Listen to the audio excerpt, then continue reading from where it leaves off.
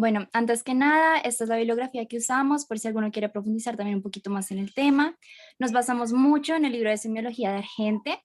Estas son las páginas que utilizamos principalmente. Y estos artículos también de Clinical Key y UpToDate nos ayudaron también a profundizar un poquito más en los temas. Por mi parte, yo usé estos del The New England Journal of Medicine, del Air Medical Journal y el StatPearls. Este va a ser el contenido de la charla, como para que todos nos pongamos en la misma página. Vamos a comenzar un poco con las generalidades de la historia clínica. Vamos a más que todo profundizar en la anamnesis, hablando un poco sobre los datos de identificación, el motivo de consulta y la enfermedad actual, para aquellos doctores que pues están un poco más recientes en la medicina, que pues no están muy familiarizados con la historia clínica. El examen físico pues no lo vamos a abordar en esta charla, debido a que pues la próxima semana vamos a tener un charla en eso, que todos están súper invitados, y para que profundicen también como en ese tema. Y después ahí sí vamos a entrar en los motivos de consulta cardiovasculares, que vamos a hablar más que todo sobre la disnea, el dolor, el síncope, las palpitaciones y el edema. Entonces, empecemos con la anamnesis para todos aquellos que no saben y no se han acercado un poco a semiología, digamos los de primero, pero pues para que todos estemos en la misma página antes de empezar. Entonces, ¿qué es la anamnesis como tal? Es ese interrogatorio que se realiza para poder llegar a cierta información a la historia del paciente, ya sea la historia social, familiar, la historia de la enfermedad actual por la cual el paciente está viniendo hoy a consulta. Entonces, antes de empezar, pues tenemos ciertas características. Empezamos con un lenguaje apropiado. Usualmente, para la gran mayoría de pacientes, utilizamos lenguaje cotidiano para que pues puedan entender completamente lo que le estamos diciendo. Ya si hablamos de que el paciente es un doctor, pues ya no decimos dolor de cabeza, sino que hablamos de cefalea, ya no hablamos de sentir un golpeteo en el pecho, sino de pronto de palpitaciones. El ritmo de la entrevista tiene que ser constante, no corriendo, no solo durar 5 minutos realizándole la anamnesis al paciente, sino, pero tampoco 3 horas, un ritmo moderado. Interrogamos afirmativamente.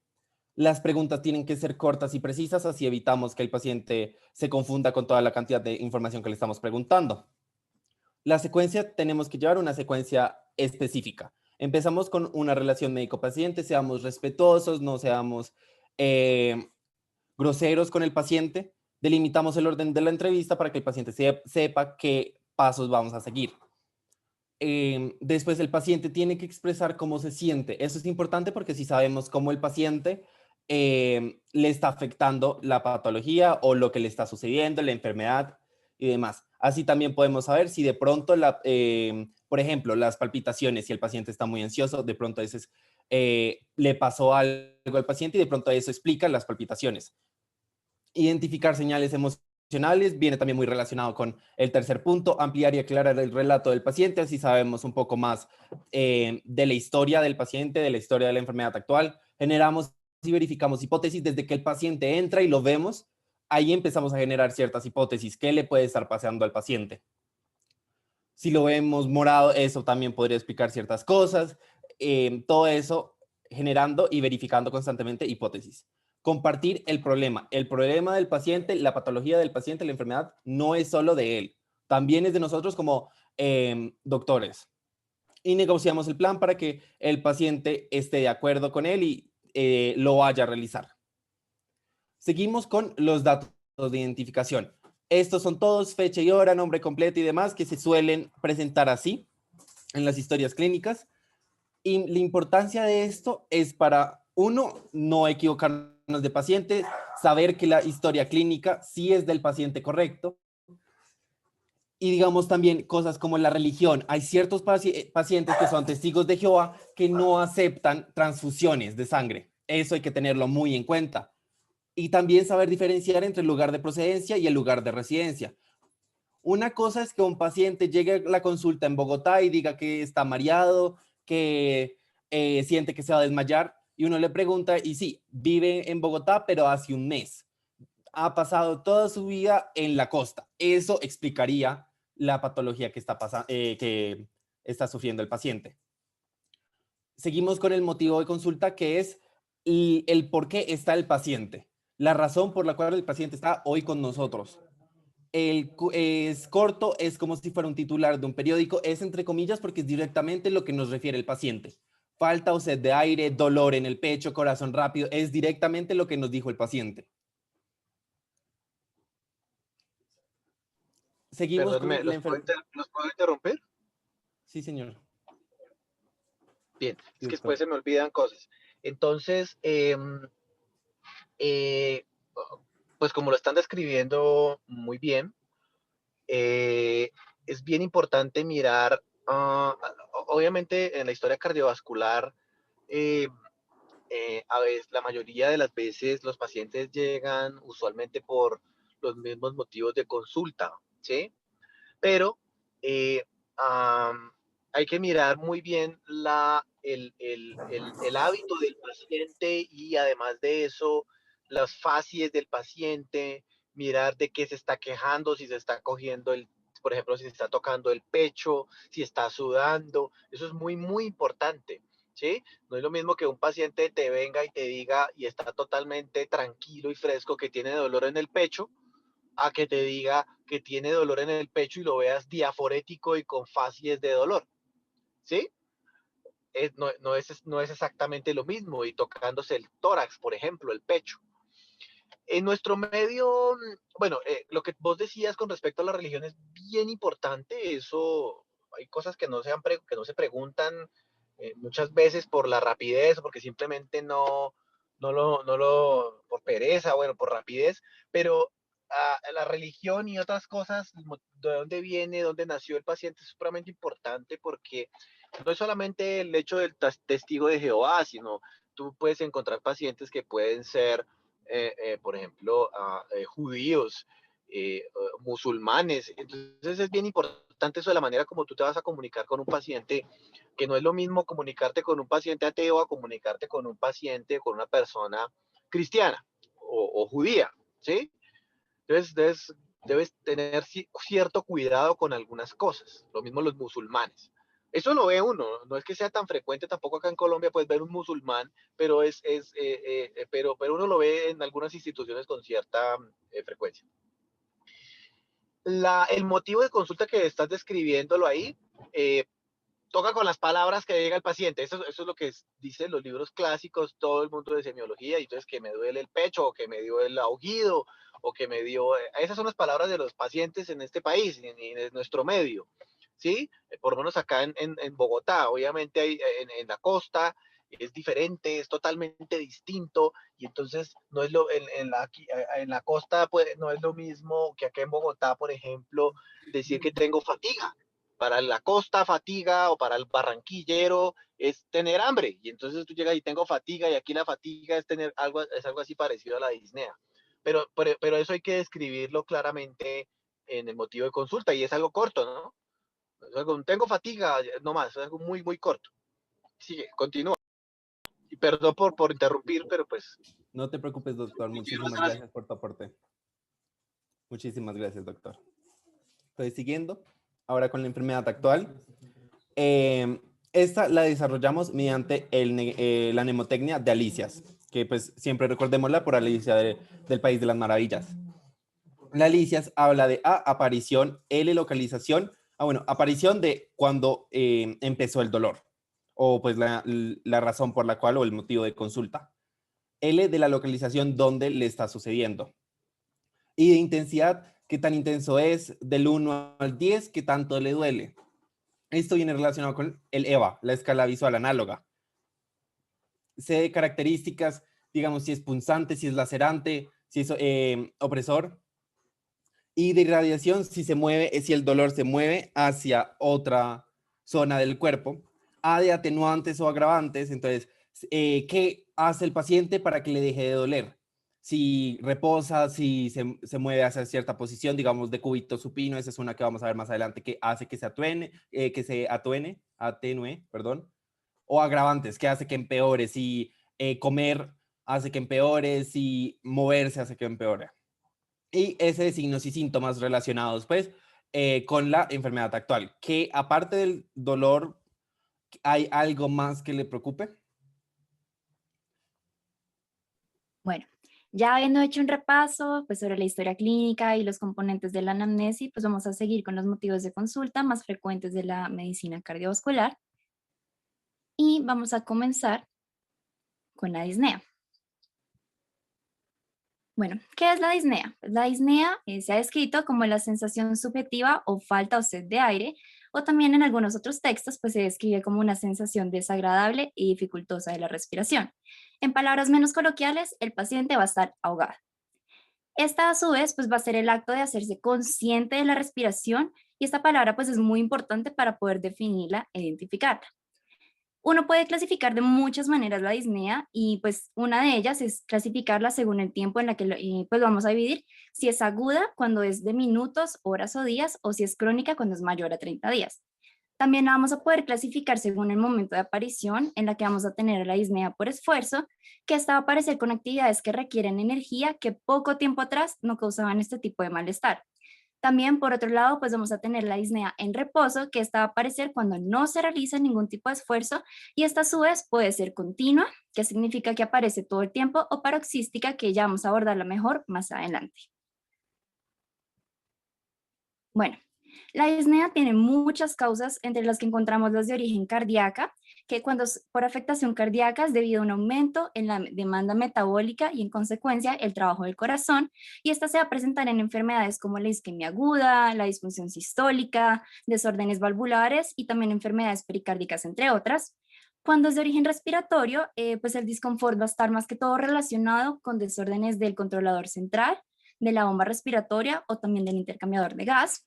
También pueden haber causas psicógenas, como en casos de los ataques de pánico o los trastornos por ansiedad. También puede ser por alteraciones metabólicas como la acidosis, por trastornos mecánicos como la cifoscoliosis o incluso por enfermedades neuromusculares, entre las que tenemos las lesiones medulares y el síndrome de Guillain-Barré. Todas estas patologías pues nos pueden generar disnea y es necesario aprender a diferenciarlas. Aquí pues este cuadrito que les traigo nos ayuda a diferenciar entre las dos causas más comunes, que son las de origen cardíaco y las de origen respiratorio. En cuanto a las de origen cardíaco, van a venir acompañadas por lo general con síntomas cardiovasculares como edemas en miembros inferiores, dolor torácico y o palpitaciones, que estas las veremos más adelante en detalle. El paciente por lo general va a tener antecedentes para riesgo cardiovascular como la obesidad, y en la gran mayoría de los casos pues van peor en decúbito. Esta es una característica que nos ayuda mucho a poder diferenciarla de otras etiologías. En cuanto a las disneas de origen respiratorio, pues por su parte van a estar más que todo asociadas a síntomas respiratorios como tos de distintas características y o síntomas de vía aérea superior. Y estas por lo general no suelen agravarse en la posición horizontal, por lo que aquí también pues nos va a ayudar a diferenciar el diagnóstico. Bueno, en el interrogatorio pues tenemos que preguntar todas las características de la disnea que nos van a ayudar a orientar hacia un diagnóstico más certero. Aquí pues aplicando un poco más las alicias, vamos a preguntar entonces el comienzo o pues la antigüedad, que nos va a indicar como muchas patologías. Por ejemplo, si es aguda, podemos pensar como en un cuerpo extraño en vías aéreas, una agudización de POC, la neumonía o insuficiencia cardíaca que presenta una agudización. Si es un poco más, si ya se va como hacia el lado de lo crónico, podemos pensar más que todo en una fibrosis pleural, en una citis, en la obesidad, insuficiencia ventricular izquierda o incluso cardiopatía isquémica. También pues vamos a preguntar como la intensidad, la frecuencia y la duración, que esto nos va a ayudar a clasificar la disnea y pues nos va a permitir también evaluar mucho mejor al paciente. Vamos a preguntar por los atenuantes y agravantes, que esto nos puede ayudar también a diferenciar entre la disnea de esfuerzo o en reposo, teniendo en cuenta que la de reposo es mucho más severa y esto nos puede indicar que la patología de base pues está más avanzada. Los signos y síntomas que la acompañan, entonces si son signos y síntomas pues cardíacos, si son respiratorios, si no presenta más síntomas, que pues como lo vimos en la tabla anterior, nos va a ayudar pues también a enfocarnos como tal en el origen de la disnea. Y bueno, aquí pues en la aplicación o pues en el chat que ustedes abrieron con en este link, quisiera que me dijeran si ustedes saben cuál es la diferencia de estos tipos de disnea, como que se modifican con la posición corporal. Pues si nos pueden mandar ahí, si algunos saben qué consiste cada una, para ver más o menos en qué punto estamos todos.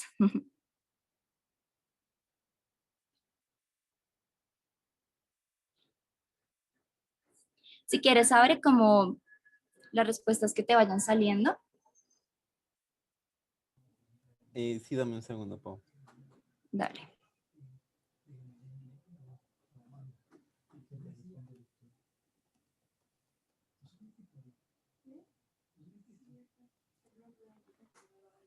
Bueno, si de pronto no pueden abrir el link, díganlo por el chat, o sea, no hay problema. A ver si alguno sabe cómo, en qué consiste alguna de estas. Si han escuchado de la trepopnea, la ortopnea, como qué es cada una de esas.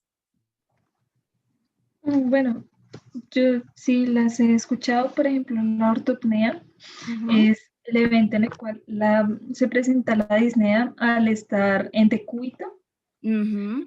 La platipnea se presenta cuando la disnea, bueno, la disnea se presenta cuando la persona se acuesta de un lado, ¿sí? De un lado, no como decúbito totalmente, sino hacia un lado. Principalmente esas dos. La disnea paroxística es, bueno, característica de la falla cardíaca y consiste en una disnea nocturna.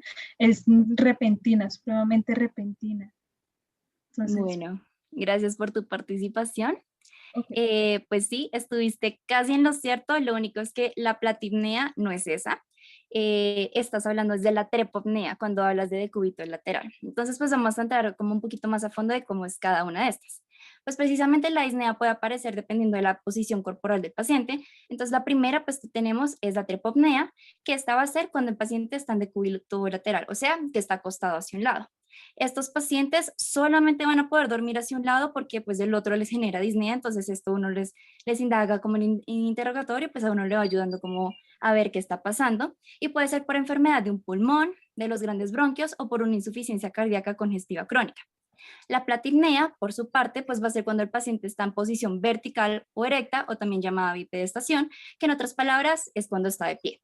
Entonces aquí el paciente generalmente pues comenta que cuando presenta la disnea pues está parado, ¿sí? Entonces cuando se sienta ya se le pasa, entonces esto también nos va a ayudar un poco más a orientarnos en el diagnóstico, y pues se puede producir por una insuficiencia del sostén diafragmático por los músculos abdominales. Entre las patologías que lo pueden producir está la insuficiencia cardíaca crónica congestiva o también el síndrome hepatopulmonar, que esta es una vasodilatación de los vasos sanguíneos del pulmón en pacientes con enfermedad hepática. La ortopnea pues va a aparecer cuando precisamente, como nos dijo nuestra compañera, está en decúbito supino, o sea que cuando está acostado. Este es el caso típico de los pacientes que refieren dormir con muchas almohadas, y no porque sientan comodidad con eso, sino porque en serio les toca, porque si no lo hacen se ahogan durante la noche y pues necesitan mantener la cabeza elevada para no ahogarse. Y esto es algo muy importante que hay que preguntar en los pacientes con disnea, si por la noche pues se acuestan con muchas almohadas o no. ¿Y esto por qué se da? Pues básicamente porque el paciente cuando está en posición horizontal, el retorno de la sangre hacia el corazón pues va a aumentar, y este no va a ser capaz de bombear el exceso de sangre y se va a manifestar con sed de aire excesiva. Y entre las causas pues puede estar también la insuficiencia cardíaca o incluso un derrame pericárdico. La vendopnea es cuando el paciente se inclina hacia adelante. Entonces esto se puede dar por insuficiencia cardíaca, y el paciente suele referir que se ahoga cuando se inclina para ponerse las medias o amarrarse los zapatos. Entonces cuando se inclina. Y como tal, la disnea paroxística, esta pues se puede explicar mejor como la crisis de la disnea, y esta va a ser brusca y episódica. Va a aparecer generalmente en los grados más intensos de la disnea, y en esta los pacientes van a referir que se levantan en la noche porque se ahogan, ¿no? O sea, este es un tipo de disnea que en serio los despierta y casi siempre está asociada a una descompensación provocada por una cardiopatía que afecta al lado izquierdo del corazón, como la insuficiencia cardíaca congestiva o la enfermedad valvular mitral. Pues por esto puede estar también acompañada de edema agudo de pulmón cardiogénico. Y bueno, aquí algo importante es que la disnea paroxística puede ser tanto diurna como nocturna, siendo la última la presentación más común, porque es cuando los pacientes duran más tiempo en decúbito supino, o sea, cuando los pacientes están más acostados porque, claro, están durmiendo. Y ahí es cuando pues van a ocurrir estas crisis, que esta palabra pues es importante para poder diferenciarla de la ortopnea, porque la disnea paroxística va a ser repentina y brusca, como les digo, una crisis, mientras que la ortopnea pues tiende a ser un poco más continua y es más soportable.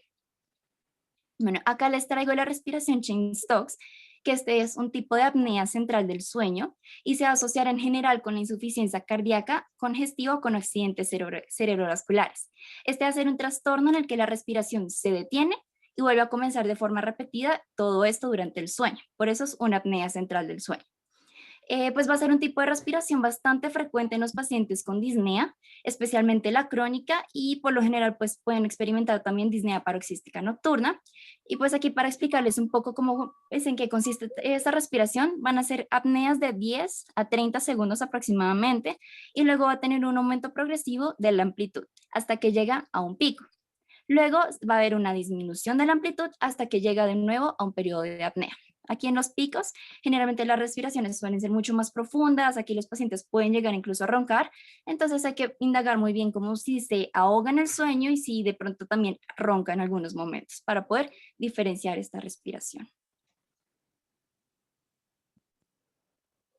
Bueno, una vez que ya hicimos un interrogatorio completo, pues ya vamos a poder clasificar la disnea. Como yo les venía diciendo, hay muchas formas para clasificar la disnea. Tenemos la MMRC, que esta va a se utiliza más que todo cuando la disnea es de origen respiratorio. Tenemos también otra clasificación que es con la escala de Borg, que esta es una escala análoga visual y nos va a medir la gama entera pues, del esfuerzo que el individuo percibe al hacer ejercicio. Esta va a ser una escala que vamos a encontrar muy frecuentemente en los gimnasios, en las máquinas que se hacen para hacer ejercicios cardiovasculares, y pues en la clínica va a ser muy útil, excepto cuando la disnea es en reposo.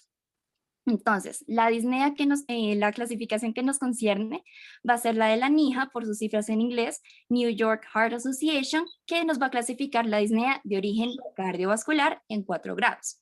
La de grado 1, pues dice que es cuando el paciente presenta disnea cuando realiza grandes esfuerzos que efectuaba sin molestias poco tiempo atrás. Estos esfuerzos son como correr, subir varios pisos de escaleras, deportes de alta intensidad o trabajos físicos intensos. La de grado 2 ya es cuando se realizan esfuerzos más moderados y cotidianos, como caminar, correr una distancia corta, subir un piso de escalera.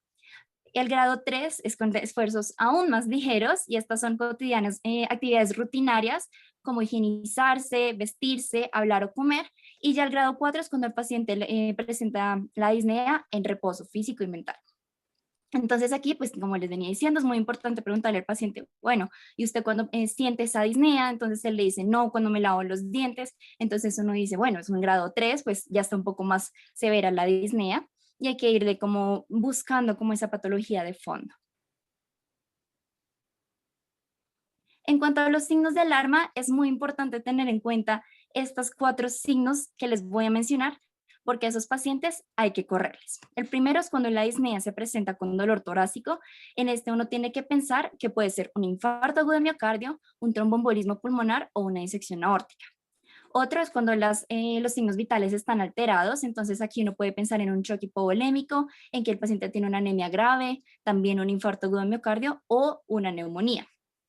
Cuando el paciente presenta disnea y signos de dificultad respiratoria, pues podemos pensar en una insuficiencia respiratoria aguda, también en neumonía, en EPOC, edema agudo de pulmón cardiogénico o insuficiencia cardíaca crónica. Y también cuando la disnea es rápidamente progresiva, pues podemos pensar también otra vez en un tromboembolismo pulmonar, infecciones, infarto agudo de miocardio o disección aórtica. Como ven, pues estas son patologías bastante severas, por lo que en serio es muy importante como tener en cuenta estos signos de alarma, porque como les venía mencionando, hay que correrles a estos pacientes. Una cosita que quiero comentarles ahí. Bueno, hay varias cosas. Lo de la ortopnea, eso pues espero que les haya quedado claro. Eso es muy importante, es bien importante. Lo deben saber identificar y lo deben preguntar a los pacientes. No a todos, obviamente, ¿sí? Si ustedes tienen que dirigir el interrogatorio hacia lo que estén sospechando. Ustedes desde que empiezan el interrogatorio ya pueden, desde el motivo de consulta empiezan a sospechar o a sospechar cuál es la patología, las posibles patologías del paciente. La ortopnea, a uno clásicamente le enseñaban que con cuántas almohadas duerme el paciente o si ha sido progresivo. Eso es importante, ¿sí? Porque hay pacientes que pueden dormir ya sentados o semisentados o con un poco la cabecera elevada. ¿Y eso qué significa y por qué lo hacen? Hay que preguntarles por qué. Y si ha aumentado la ortopnea. Me refiero, hay pacientes que duermen con una almohada porque no pueden dormir totalmente horizontales, simplemente. pero, por ejemplo, pueden decir que en los últimos días o en la última semana o últimas semanas ya duermen con 3 almohadas. Entonces, usualmente uno describe la ortopnea con el número de almohadas. Entonces, duermo con 3 o 4 almohadas o 2 almohadas o 3 almohadas, como para hacerme una idea de la severidad de la disnea. Ya el resto, ya lo explicaron y eso, espero que eso haya quedado claro. Ahora bien, devuélvete un slide, por favor. Ok, ya. Este es un motivo de consulta a la disnea supremamente frecuente. No hay que sobrevalorarlo ni hay que infravalorarlo tampoco. Uno lo debe cuantificar, tratar de cuantificar. Y entonces ahí, como ya lo dijeron, la New York, la escala NIHA, que se utiliza para pacientes cardíacos, o la escala de MRC, que se utiliza para pacientes pulmonares, me refiero. La disnea puede presentarse en un paciente pulmonar, o sea, con un paciente con EPOC, ya de base, o un paciente asmático de base. Obviamente hay que describirla y que decir que hay un deterioro de la disnea, me refiero.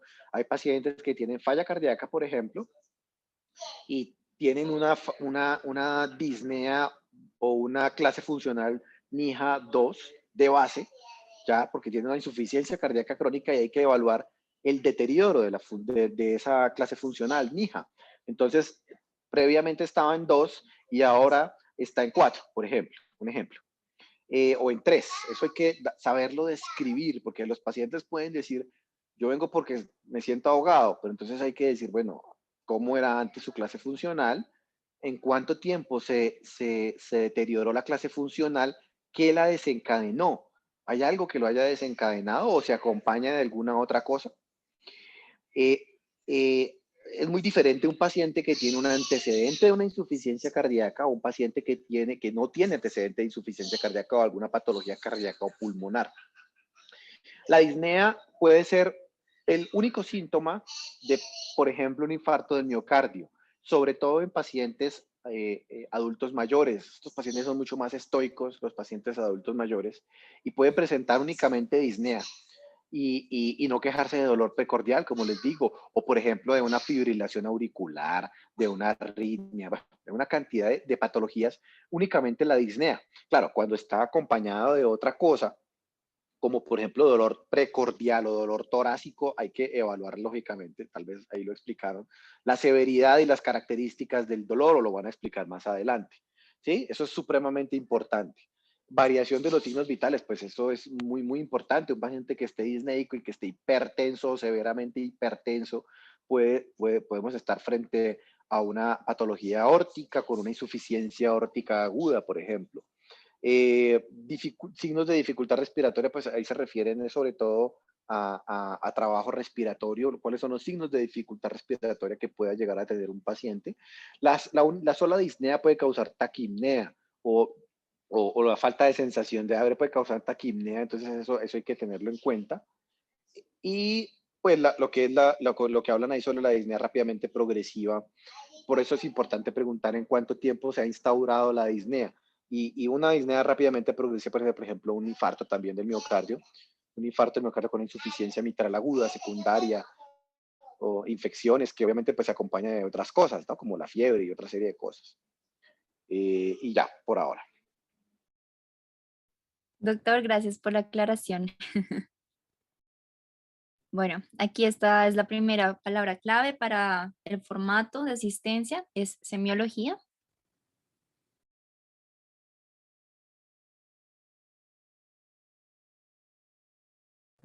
Y perfecto. Seguimos con el segundo motivo de consulta, dolor.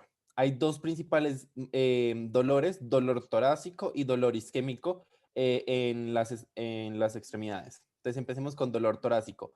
¿Qué es el dolor torácico? Es toda aquella experiencia sensorial, emocional, desagradable, que está en la zona entre la base del cuello y el diafragma, es decir, el tórax. Las principales razones o etiologías detrás de este dolor torácico son cardiovasculares, pulmonares, digestivos, osteomusculares, neurológicos, psicógeno y otros. Como como resultado de esas etiologías, tenemos diferentes tipos de dolores torácicos. Tenemos el dolor torácico cardiovascular de origen isquémico y el no isquémico. El no isquémico está dividido por el de pericarditis. Vale aclarar que el dolor asociado a pericarditis se debe a la inflamación de la pleura parietal adyacente. La mayor parte del pericardio es insensible al dolor, para que lo tengamos muy en cuenta. Y tenemos el segundo tipo de dolor torácico cardiovascular de origen no isquémico, que es la disección aórtica, que es la ruptura o daño en la pared interior de la aorta, para aquellos que pues, no saben qué es la disección aórtica. Tenemos el pleurítico, el por tromboembolismo pulmonar, el músculo esquelético, el esofágico y el psicogénico. Ahora, ¿qué debemos preguntar acerca de cómo es el dolor? Uno, localización y irradiación. Generalmente va a ser en la zona retroesternal. Se puede irradiar a la espalda, articulaciones, epigastrio y al cuello. La intensidad puede ser, en general, es variable, aunque hay algunas que son supremamente intensas. Tipos tenemos opresivos, punzantes, desgarrantes. La duración puede durar de entre minutos o hasta horas e incluso en algunos hasta días enteros. Tenemos como síntomas asociados, digamos, hay algunos que se asocian mucho con la disnea, con el síncope, con la fiebre. Factores que aumentan el dolor o los agravantes. Tenemos la posición, el decúbito supino algunas veces, movimientos, presiones, toxinas como el alcohol, la cocaína, la cafeína. Factores que alivian el dolor o atenuantes. Tenemos el reposo, algunos fármacos como el ácido acetilsalicílico, que sabemos que es la aspirina. Tenemos también, finalmente, los factores precipitantes, que va a ser el estrés, la tos, algunos síndromes, como el síndrome de Marfan y traumatismos. Como resumen, les hice esta tabla para que lo relacionen. Tenemos, como les conté, el isquémico, el por asociado a pericarditis, el asociado a disección aórtica, el pleurítico, musculoesquelético, esofágico y psicógeno.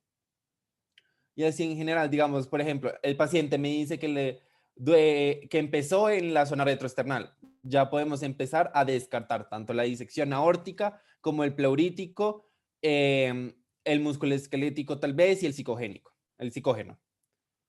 Y digamos que el paciente nos dice, no, solo duró 2 minutos. Ya podemos decir que es isquémico, relacionando pues como si fuera una lista de chequeo.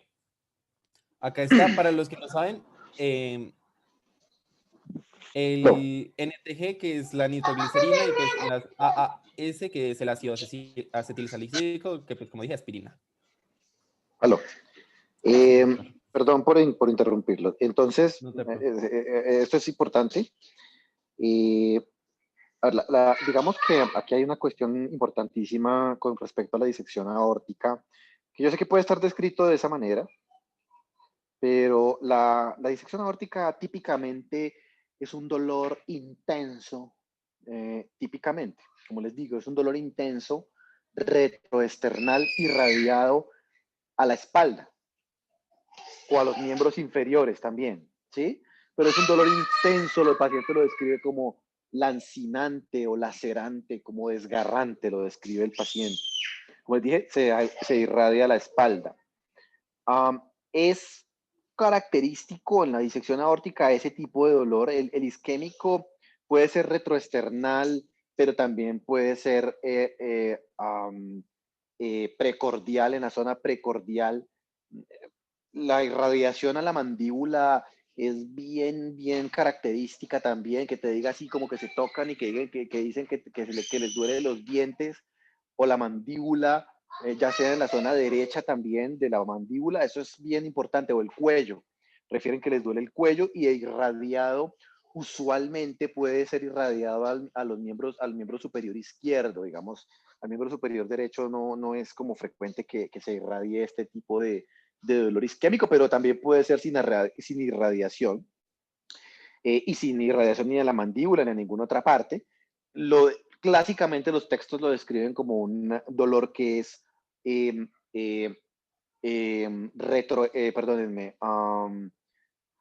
opresivo, como si se les parara un elefante encima, así se puede describir. Es lo frecuente, lo más frecuente que puede escribirse, pero eso depende también mucho del paciente. Y Pues hay muchos estudios que han hablado acerca del dolor torácico en pacientes y, por ejemplo, las mujeres refieren unos dolores mucho más atípicos que los hombres. Entonces, una mujer puede estar infartada, pero el dolor es totalmente atípico. Pero es como lo que les digo con respecto al dolor. Usualmente, el dolor isquémico, no, si a ti te viene un paciente y te dice que es que viene hace 3 días con el mismo dolor, pues uno digamos, en principio dice, no, esto no parece ser isquémico porque un paciente con un infarto agudo del miocardio o con un dolor anginoso, no te va a durar tanto el dolor, no va a durar 3 días, pues, totalmente de la misma intensidad.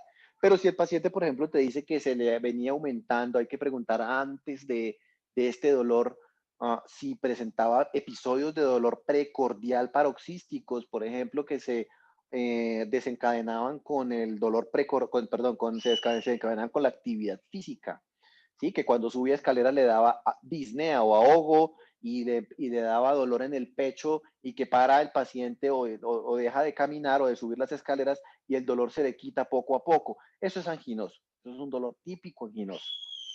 Eh, eh, es bien importante eso, lo que les digo con respecto al dolor opresivo, es lo característico, pero pues también puede ser punzante de otras características.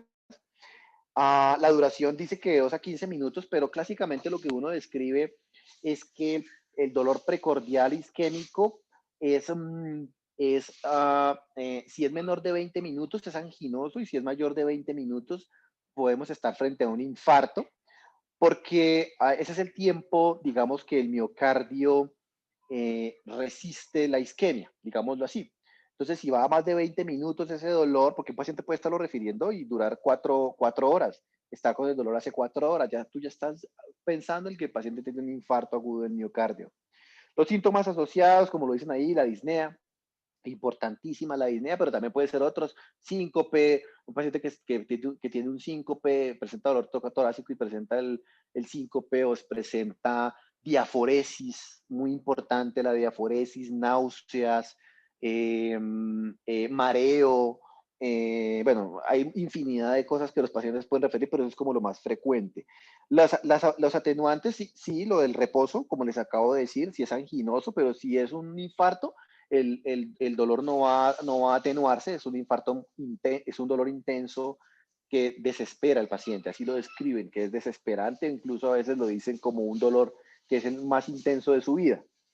Atenuantes, pues la nitroglicerina o el dinitrato de isosorbide sublingual es algo que puede pasar, pero tampoco es patognomónico. Y pues ejercicio y estrés emocional y todas esas cosas. Ok. Y el otro que es la eso es muy importante que siempre lo pregunten y lo describan. Entonces, ¿cómo le inició? ¿Hace cuánto le inició? ¿Dónde se localiza? ¿Qué tan intenso es?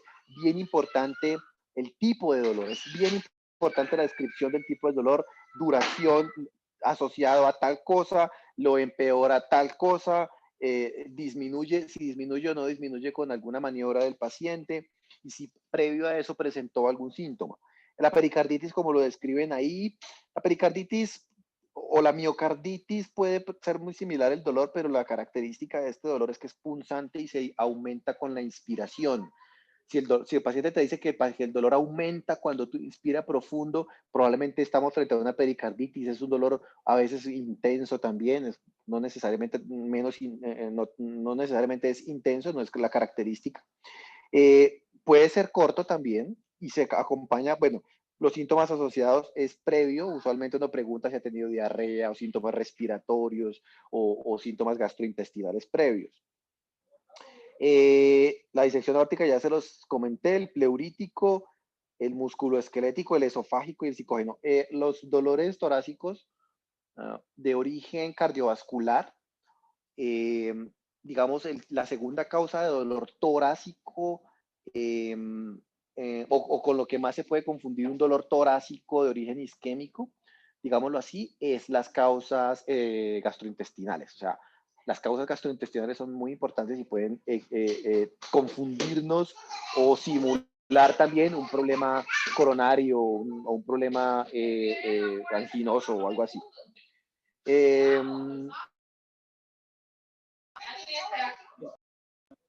Por ahora, eso, continúa. Vale, doctor, muchas gracias. Entonces, siguiendo, tenemos pues el dolor isquémico de las extremidades. Tenemos dos tipos, ya sea cuando se genera un dolor con el esfuerzo, digamos, cuando está haciendo ejercicio, cuando está haciendo corriendo, digamos.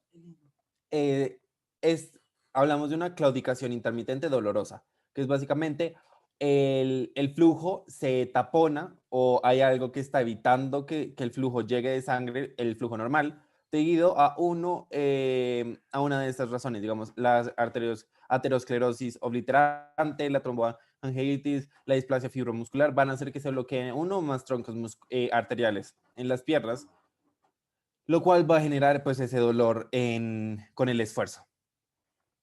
Este va a ser progresivo a medida que va pasando el tiempo, va haciendo la persona más esfuerzo, más ejercicio. Este empeora hasta el momento en que ya no puede seguir haciendo ninguna clase de movimiento. Este dolor se empieza a volver insoportable. Y tenemos el dolor de reposo, que ya es como una versión... Sí, señor.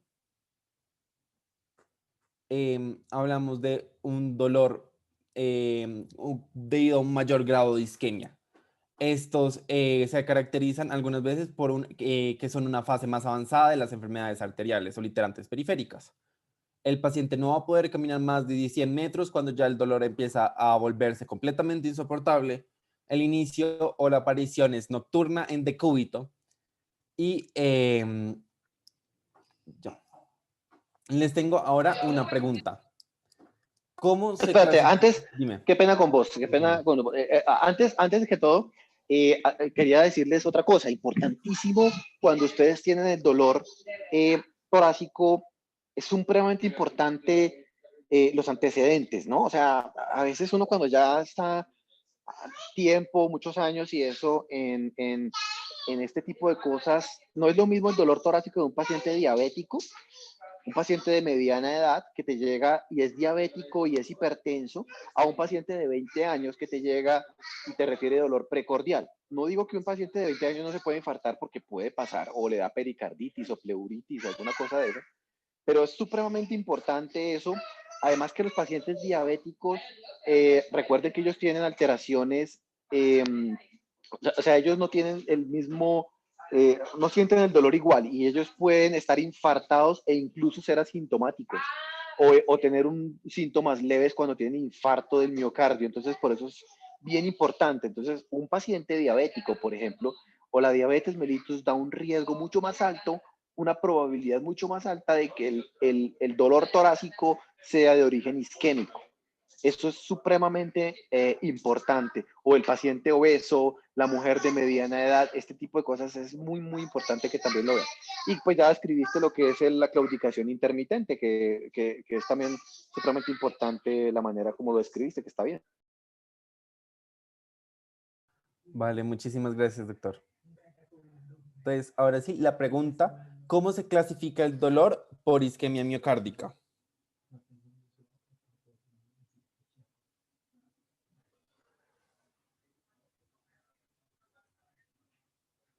¿Todos sí han entendido como la dinámica del link o prefieren ponerlo por el chat? Porque de pronto no lo han entendido. No Acá sé. me escribió alguien por el link. Andrés dice que angina de pecho. Sí, muy bien. Hay dos, pues la angina estable y la inestable, que muy bien está escribiendo, digamos, David Manuel Patiño y Juan José Restrepo están escribiendo muy bien. Hay esas dos clasificaciones. Listo, súper bien. Bueno, vamos a seguir entonces con el síncope.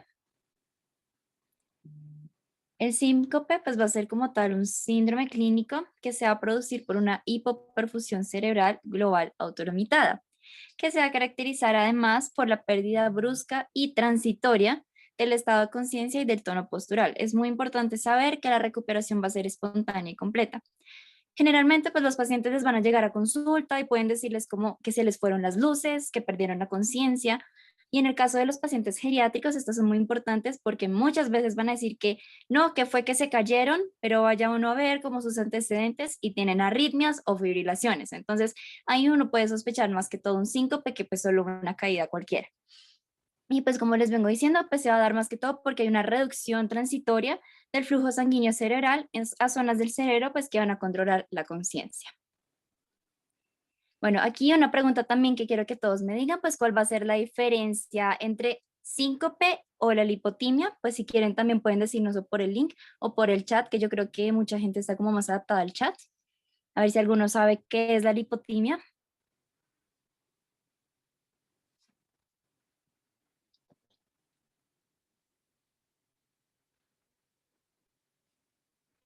Bueno, aquí respondieron.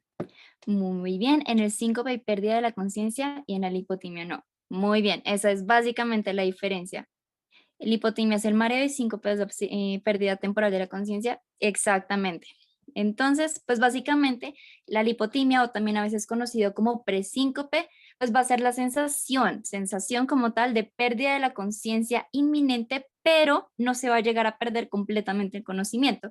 Además, pues esta va a tener como tal una fase prodrómica que se va a caracterizar por mareo, por aturdimiento, visión borrosa, diaforesis o a veces también náuseas. Y el problema de esto es que a veces, no todas las veces, pues los pacientes van a estar seguros de si perdieron o no la conciencia, por lo que pues en serio tenemos que hacer un interrogatorio bastante exhaustivo para poder saber si es como tal síncope o lipotimia. Bueno, como les mencionaba previamente, pues el síncope se va a producir por una hipoperfusión cerebral global, que esta va a ser a su vez transitoria y puede ser generada por dos grandes mecanismos básicamente, o porque hay una reducción del gasto cardíaco o porque hay una alteración de las resistencias vasculares periféricas. El gasto cardíaco se puede reducir por una disminución del retorno venoso o un fallo en el bombeo, y ya pues las resistencias vasculares periféricas pues van a estar más que todo determinadas por las arteriolas. Pues hay que tener en cuenta que una reducción de la perfusión cerebral de 6 a 8 segundos pues va a ser suficiente para poder provocar una pérdida de la conciencia, por lo que pues va a ser bastante común en la clínica pues este tipo de síndromes. Acá en este gráfico pues vamos a poder identificar las distintas causas fisiopatológicas del síncope y la forma pues como la vemos. Nos deja en el centro el mecanismo principal que les venía comentando, el cual es la hipoperfusión cerebral.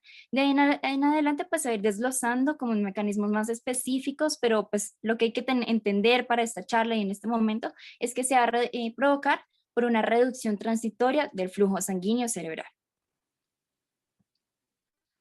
En cuanto a los factores de riesgo, pues va a ser más frecuente con los años en los pacientes mayores de 70 años, y esto porque con los años pues va a disminuir el flujo sanguíneo, por lo que hay mayor susceptibilidad al síncope. A los 70 años aproximadamente se va a disminuir en un 25%. También, pues si es hombre, es un factor de riesgo, si tiene historia de arritmia o patologías cardiovasculares, si hay una falta de nutrientes como lo son la glucosa o el oxígeno, o pues estos dos que tenemos acá, que son algunos factores de riesgo más que todo para clínicos, que vamos a tener pues tanto ecocardiograma como electrocardiograma normal. En el eco pues vamos a ver si hay una dilatación ventricular derecha, lo que nos puede indicar que hay una insuficiencia cardíaca, por ejemplo, o en el electrocardiograma pues vamos a ver más que todo las arritmias, ¿no? Y pues un infarto agudo de miocardio también nos lo va a indicar como que es un factor de riesgo para el síncope, o pues una troponina mayor a 0,04 miligramos por mililitro. Pero, espérate un momento, porque tú estás hablando de factores de riesgo, ¿sí? No de causas, me refiero. No es lo mismo decir, o sea, hablando de la troponina, eso ya es otra cosa, eso es el examen, eso es un laboratorio y entonces ya eso significa que el paciente probablemente tiene un infarto, ¿sí? No es un factor de riesgo para síncope, me refiero. Tampoco el infarto, pues el infarto es una causa de síncope, pero no es que, pues, no es que sea un factor de riesgo como tal. El factor de riesgo pues son enfermedades cardiovasculares o enfermedad coronaria o diabetes o bueno, alguna otra cosa con respecto a eso. El electrocardiograma también es un paraclínico, es un paraclínico con el que tú estudias el síncope, pero no es digamos, un factor de riesgo como tal para el síncope, ¿sí me entiendes? En este caso, es bien importante hablar acerca o preguntarle, como ustedes lo dijeron, las causas, o digamos, no las causas, sino cuáles son los factores desencadenantes. Porque básicamente en el síncope es bien, lo que uno busca diferenciar es si el síncope es cardíaco o no es cardíaco. O sea, si es de origen cardíaco o no es de origen cardíaco. ¿Sí? ¿Por qué? Porque el síncope de origen cardíaco o cardiogénico, recuerden que el sufijo génico significa que es origen, cardiogénico, el origen es cardíaco. Entonces tú no puedes decir síncope de origen cardiogénico porque estás diciendo un pleonasmo. Origen cardiogénico. Dices origen cardíaco o síncope cardiogénico. Y ahí lo importante es diferenciarse de origen cardíaco, como les dije, porque es que cuando tú presentas un síncope de origen cardíaco, tú estás hablando de un paciente que probablemente hizo una muerte súbita, ¿sí? Versus el paciente que no, el síncope que no es de origen cardíaco. Por ejemplo, una convulsión. Por ejemplo, un síncope vasovagal, una causa vasovagal que es una causa que en teoría es benigna. Entonces, ahí es importantísimo mirar, por ejemplo, las causas desencadenantes, ¿sí? Si el paciente te refiere o la paciente, una mujer joven, por ejemplo, viene por un síncope, es una causa muy frecuente de consulta. El síncope o el presíncope, ya hoy en día se llama más presíncope que la hipotimia, que es el casi desmayo, digámoslo así, en el que el paciente refiere que se desmayó o que hubo algo que lo desencadenó, por ejemplo, estar en un sitio lleno de personas, en un bus, el calor, la sangre, bueno, una cantidad de cosas que pueden desencadenar eso y que sintió mareo y dificultad respiratoria previo al desmayo. Eso hay que preguntarlo. Es muy diferente eso a un paciente que te dice que va por la calle y que no se acuerda de nada más, que simplemente no se acuerda de nada más, simplemente se desmayó y te llega con un golpe en la cabeza por el trauma que produce el síncope. Eso es una causa totalmente cardíaca. Ese síncope, como lo estoy describiendo, muy probablemente es de origen cardíaco, porque es un síncope maligno, digámoslo así, ¿sí? El paciente, como les digo, el paciente que va caminando y punto, de un momento a otro simplemente se desmaya y no dice nada o que no se acuerda de nada. Al paciente que sí alcanza a decir, me alcancé a sentar, me alcancé a coger de algún lado, me ayudaron y se acuerda de todo. Hay que preguntar más o menos cuánto dura, si se acuerda durante el síncope, si se acuerda de algo. O sea, si te dice, sí, yo me acuerdo que me ayudaron y me ayudaron a parar, pues el paciente no se desmayó, muy probablemente, no tuvo pérdida de la conciencia. Mientras que el paciente que te dice que no, que se despertó ya en el hospital, pues ese paciente obviamente te está diciendo que tuvo un síncope. Y además de eso, ¿qué pasó posteriormente al síncope? ¿Qué fue lo que le sucedió? ¿Cómo se siente posterior? Pues usualmente el síncope benigno vasovagal te dice que se siente mareado, que se siente con alguna palpitación, bueno, una cantidad de cosas. En cambio, el síncope cardíaco usualmente casi no refieren a algún síntoma posterior. Eso es bien, bien importante. Entonces, los factores de riesgo. Claro, mayores de 70 años, pero por ejemplo, es bien importante la antecedente cardiovascular. ¿Sí? Si tiene falla cardíaca, si tiene antecedentes coronarios, si tiene stents implantados, revascularizados, si tiene función del corazón deteriorada. Eso es supremamente importante evaluar esos factores de riesgo porque eso significa que el paciente puede tener un síncope cardíaco. Ya.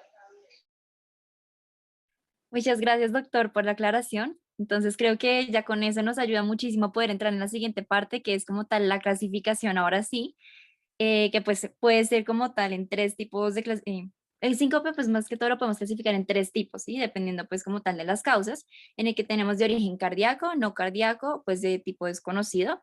En las cardiogénicas pues pueden ser algunas patologías como la estenosis aórtica, el infarto agudo de miocardio, disección aórtica, que pues estos son patologías bastante comunes. En las no cardiogénicas va a estar más que todo mediado por reflejos como el vasovagal o neurocardiogénico, que es la presentación más común del síncope, y ahorita vamos a ver un poco más a fondo. Y pues también puede ser por la hipotensión ortostática o algunos fármacos. Y como tal, la de origen idiopático es la causa desconocida como tal. Bueno, ahora sí, pues entrando como un poco más a fondo en estas causas, vamos a hablar primero del neurogénico, el vasovagal o neurocardiogénico, que como les venía diciendo, va a ser el más frecuente, especialmente en personas jóvenes. Se va a presentar por una caída de la presión arterial debido a una pérdida del tono simpático, y esto nos va a generar un aumento del tono parasimpático que va a producir una vasodilatación arteriolar muscular, que nos va a generar también una inhibición cardíaca presentándose con bradicardia. Este está desencadenado por estímulos físicos o químicos como lo son el dolor, algunas emociones fuertes, cambios bruscos en la temperatura, a veces ortostatismo prolongado u olores intensos. Entre los síntomas de hipoperfusión cerebral que van a acompañar al síncope, no solo en este tipo, sino en varios, en general el síncope, pues va a ser como tal el malestar general, la opresión gástrica o la dispepsia, tinnitus, fosfenos e incluso el dolor cervical.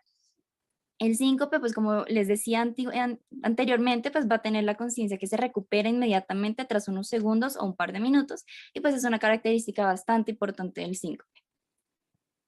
La siguiente causa, pues que también es bastante común, va a ser por hipertensión ortostática, que también se llama hipotensión postural, y esta va a ser una forma de presión arterial baja que se va a producir cuando el paciente se pone de pie tras haber estado sentado o acostado. Para poder definirla, la presión arterial sistólica debe disminuir al menos 20 milímetros de mercurio y la diastólica 10 milímetros de mercurio en comparación con la presión arterial cuando se está sentada. Y esta disminución debe ser a los 3 minutos de ponerse en pie. La aguda, pues acá también tenemos que diferenciar como en cuánto tiempo lleva. Puede ser causada por deshidratación o el reposo prolongado en la cama y puede ser tratada fácilmente, pero la crónica ya nos puede indicar patologías más severas como problemas de la válvula cardíaca, insuficiencia cardíaca, enfermedad de Addison, que es como tal una insuficiencia suprarrenal, y la enfermedad de Parkinson, entre otras. Las cardiogénicas pueden tener muchas causas. Aquí pueden estar como trastornos del ritmo cardíaco, estenosis aórtica mitral, el infarto de miocardio o la hipertensión pulmonar, que también pues tenemos que tener que se va a sospechar si el paciente tiene síntomas acompañantes como la angina, la disnea, el dolor pleurítico, las palpitaciones y demás. Vamos a tener también unas de origen tusígeno, que estas son más frecuentes en pacientes obesos, fumadores o bronquíticos, y esto porque tras un paroxismo de tos, generalmente cuando están sentados, pues se va a incrementar la presión intratorácica hasta que llegue a igualar a la presión arterial sistólica y el flujo de sangre pues, cerebral se va a bloquear. Un paroxismo de tos es un episodio de tos repetido, como para que sepan cómo es el término. También puede ser causado por una hiperventilación, que estas suelen desencadenarse por estrés, ansiedad y otros estímulos emocionales. Va a ser más frecuente en jóvenes o adolescentes y se va a dar porque hay una disminución del anhídrico carbónico, lo que va a llevar a una vasodilatación periférica con vasoconstricción cerebral y pues por ende también se va a disminuir el flujo sanguíneo cerebral. Entre otras causas frecuentes vamos a tener el de tipo miccional, que esta puede ser antes, durante o después de vaciar la vejiga, que va a ser más frecuente en personas mayores, pero pues no es el tipo más frecuente en la clínica, o también pues se puede presentar en jóvenes con intoxicación etílica. El otro es por hipersensibilidad del seno carotídeo, entonces este es inducido por la estimulación del seno carotídeo. Muchas veces los jóvenes adolescentes molestan con hacerse presión en la carótida y pues van a generar una bradicardia, pero si lo continúan pueden generar un síncope. Algunos fármacos lo pueden inducir, el síncope de glutorio, que puede ser por un dolor a la deglución, en una neuralgia del glosofaringeo, también por vértigo agudo o incluso por el estiramiento, que tampoco es tan común, pero se da generalmente en los jóvenes cuando se desperezan, entonces cuando estiran los brazos y la cabeza hacia atrás y al mismo tiempo pues van a hacer una maniobra de Valsalva. Y esto se va a atribuir pues, a un bloqueo de las arterias vertebrales con isquemia transitoria de la circulación posterior.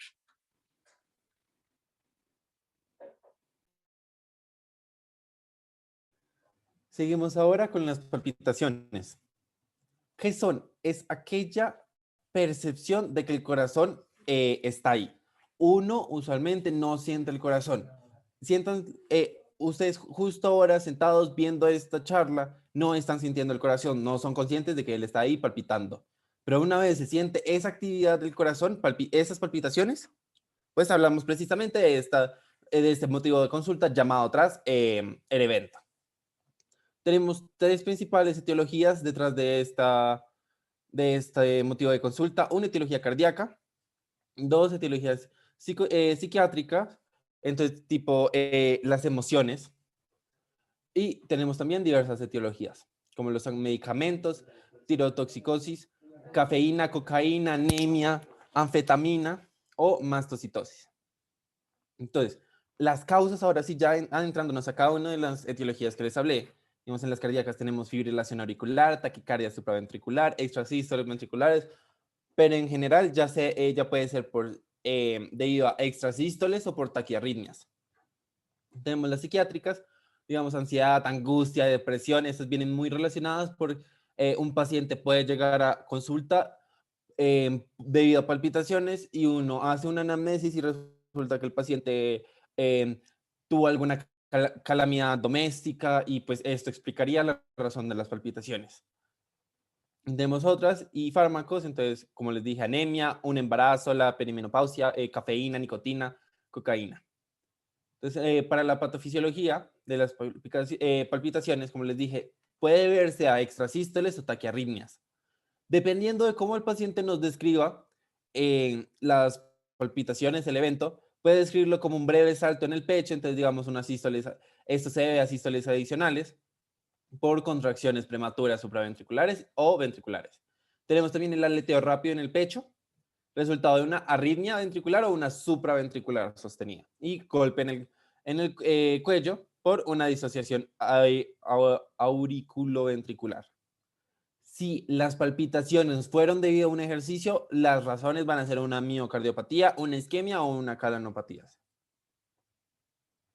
La anamnesis que realizamos en este caso son tres principales preguntas y recuérdenlas muy bien.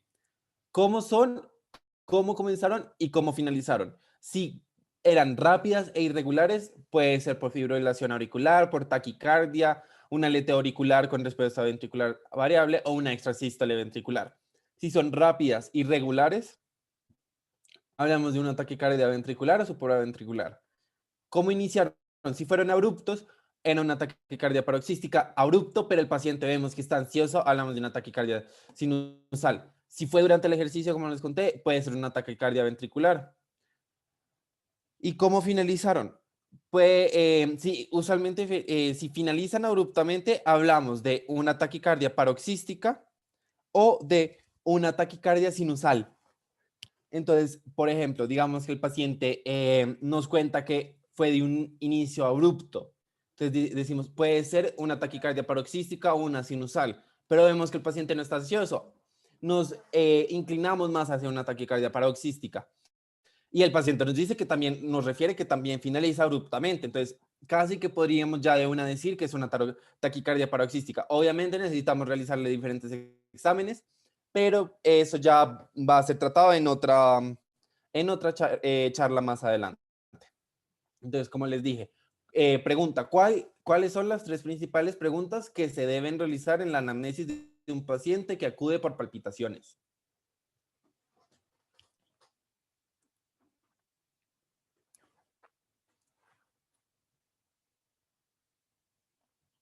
Muy bien, Andrés Chávez respondió muy bien de cómo comenzaron, cómo son y cómo finalizaron. Perfectamente. Con esas tres preguntas podemos guiar muy bien la anamnesis para las palpitaciones. Bueno, y ya por último, pues vamos a hablar como tal del edema. Listo. El edema, pues, ¿qué va a hacer? Va a ser el aumento del volumen palpable de los tejidos que se produce por la expansión del líquido intersticial. Entonces, un poquito como en otras palabras, estos pacientes uno los ve como hinchados, como rellenitos, pero no se ve como si fuera grasa, ¿sí? Entonces ahí es cuando uno los identifica, que están hinchados, pero no de manera grasosa, como si fuera tejido adiposo. Algo muy importante para preguntarles es si han subido de peso pero no porque no que esté asociado con cambios en la dieta. Entonces que digan como doctor, me he subido unos kilitos, pero mire que mi dieta ha sido la misma, o que se ven más gordos, que sus piernas o brazos están más hinchados, pero como les digo, la dieta no tiene nada que ver y esto es porque precisamente el aumento del líquido pues, puede aumentar el peso. En condiciones fisiológicas, el edema no ocurre porque hay un balance hemodinámico creado por las fuerzas de las paredes capilares y las funciones de los vasos linfáticos. Por lo que para que el edema pueda ocurrir, deben haber dos factores presentes principalmente. Entonces, que haya una alteración de la hemodinamia de los capilares que va a favorecer el movimiento del fluido desde el espacio vascular hacia el intersticio, o que haya una retención de sodio y agua. Entonces, ¿por qué se puede producir una alteración de la hemodinamia? Puede ser por tres cosas principalmente, o porque hay un aumento de la presión hidrostática capilar, que esto se puede deber a una falla del corazón, porque hay la presión venosa aumenta, o porque hay una disminución de la presión oncótica capilar, que esto puede ser más que todo un problema renal o hepático, o porque hay un aumento de la permeabilidad capilar, entonces este está más que todo asociado a la inflamación. Y como tal, ya la retención de sodio y agua, pues es una característica como más propia de la disminución del potasio que está generada por un desequilibrio electrolítico. Entonces aquí les tengo otra pregunta para que me digan cuál es el término para el edema generalizado, si alguno sabe.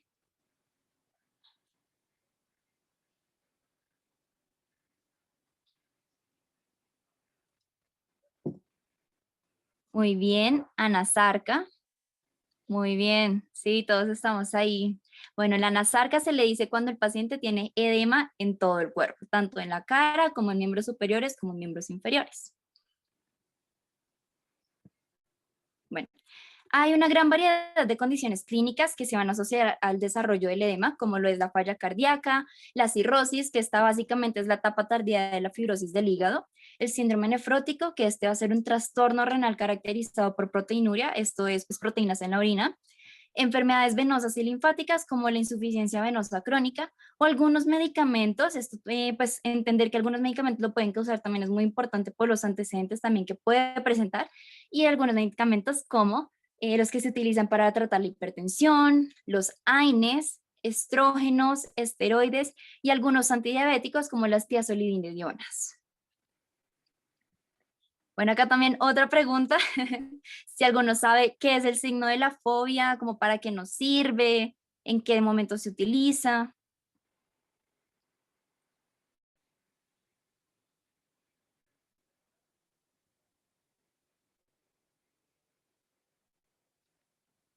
Bueno, ¿ninguno sabe? ¿Nadie se anima a adivinar de pronto qué es el signo de la fobia? Muy bien, para evaluar si una extremidad tiene un edema. Muy, muy bien. Bueno, este va a ser como tal un signo clínico que se va a realizar haciendo presión en el tejido que está edematoso contra una superficie rígida, que en este caso va a ser el tejido óseo, ¿sí? Entonces, este signo puede tener como dos resultados, que haya un hundimiento del tejido y va a persistir durante algunos minutos después de que se haya quitado el dedo, y ahí va a ser fobia positivo, o cuando no hay hundimiento, que ahí va a ser fobia negativo. ¿Y esto por qué nos va a servir? Bueno, pues este como tal va a ser un signo que se utiliza para poder diferenciar el origen o pues la causa de la zona inflamada, y cuando es positivo, como yo les dije, pues va a tener como tal un hundimiento en el tejido cuando uno le hizo presión. Con esto nos va a ayudar con, bueno, pues como por lo general el edema de origen cardiovascular va a ser en miembros inferiores. Y por esto pues tenemos que realizar un diagnóstico diferencial entre las siguientes patologías que también se pueden presentar en miembros inferiores, como lo es la insuficiencia venosa crónica, que esta vez puede tener flebitis, que se caracteriza por eritema o dolor localizado, o también por erisipelo-celulitis, que también pues es eritema. Y pues una diferencia bastante grande es que suele ser unilateral, que por el contrario en la insuficiencia cardíaca va a ser más que todo bilateral y va a estar acompañado de disnea o sintomatología cardíaca. Y aquí también es muy importante mirar los antecedentes del paciente para ver pues si alguno de esos, como he venido viendo pues en la charla, nos pueden generar todas estas patologías y pues todas estas manifestaciones clínicas. También hay que ver pues si el paciente o pues la paciente en este caso está en estado de embarazo, porque puede ser edema normal del embarazo o porque está cursando con preeclampsia. Y algunos fármacos también nos van a generar edema en miembros inferiores con fobia positivo, como los antagonistas del calcio, que este es uno de los efectos adversos más comunes. En cuanto al signo de la fobia negativo, pues vamos a tener las siguientes causas, principalmente pues de causa inflamatoria, también puede ser por un linfedema, que esta va a ser una acumulación de líquido linfático en los tejidos adiposos, por un ixedema que se puede producir, pues se produce más que todo por una infiltración de la sustancia mucosa en la piel, o por un lipedema, que es como tal una acumulación de tejido adiposo en las piernas. Acá les traigo la categoría, pues la clasificación que se puede utilizar cuando es fobia positivo, y aquí se clasifica también en 4 estadios. Entonces el primero, cuando hay una leve depresión, pero no hay como tal distorsión del contorno, entonces, y la desaparición es casi inmediata. El segundo, hay una depresión ya de 4 milímetros y va a desaparecer de 10 a 15 segundos. El tercer estadio es cuando la depresión es de 6 milímetros y se desaparece en un minuto. Y ya el cuarto estadio, pues va a ser una depresión muy profunda, puede llegar en casos pues hasta 1 centímetro y va a desaparecer en 2 a 5 minutos aproximadamente. Bueno, esta imagen me gusta mucho porque podemos ver mejor la relación de la depresión y el grado del edema. Y pues esto va a ser bastante importante saber reconocerlo en la clínica, porque así podemos lograr darle un tratamiento adecuado a nuestros pacientes.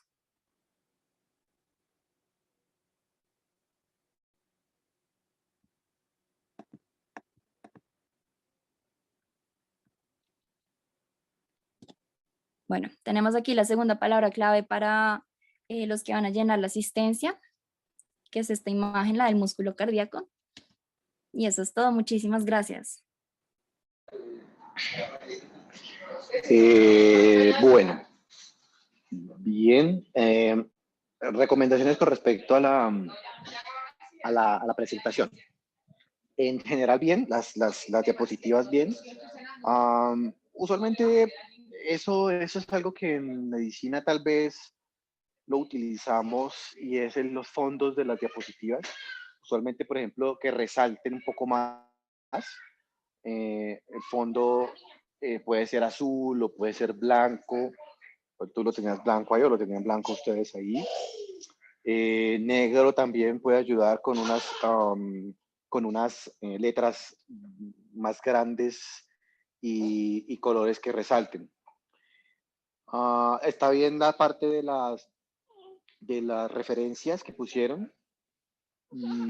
Al principio lo explicaron. Usualmente lo que se hace es que, bueno, en este tipo de exposiciones, cuando son sobre libros, se puede utilizar como lo hicieron, que explican al principio cuáles fueron la bibliografía que utilizaron, o en la parte de abajo siempre cualquier slide que hagan debe estar referenciado. A veces ponen, que yo entiendo que puede ser algo para ¿cómo les digo? Como para hacer el slide un poco más vistoso, como por ejemplo